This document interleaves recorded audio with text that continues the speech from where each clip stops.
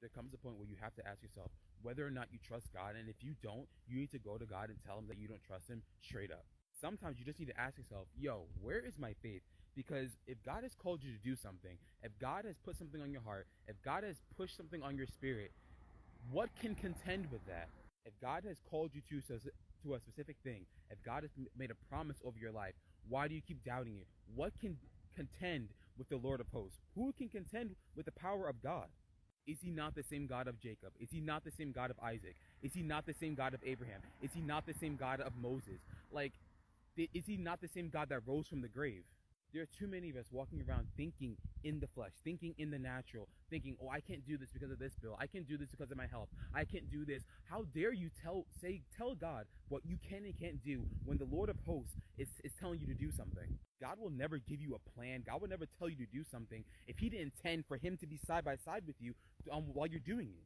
So that means when you say, I can't do this because of that, I can't do this because of that, that means you're saying that God is not enough. God can't handle that God has met his match. That those circumstances, I don't care how dire they are, that God has met his match with them. And if you believe that, you need to bind that up and rebuke it in the name of Jesus Christ.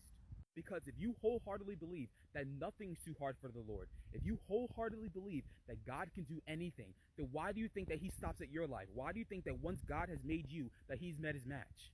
Why do you think the Lord is confused and doesn't know what to do with your situation? Why do you think his power ends at you? That he has guided people for generations and generations and generations, but for some reason now that he has met his match with you. Nowhere in the Bible does it say that faith is supposed to be easy. It's not going to be easy. There's going to be times you have doubt. There's going to be times where you're going to be questioning things. But you need to understand that who is on the throne. And if God is on the throne, then you should need to believe that God is working on your behalf.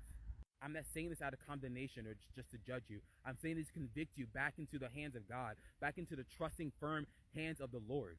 Because I want you to show me one miracle in the Bible that was performed where before God stepped in, things looked like they were going to go right. Because the last I checked, the Son of Man was dead before he rose from the grave and defeated death.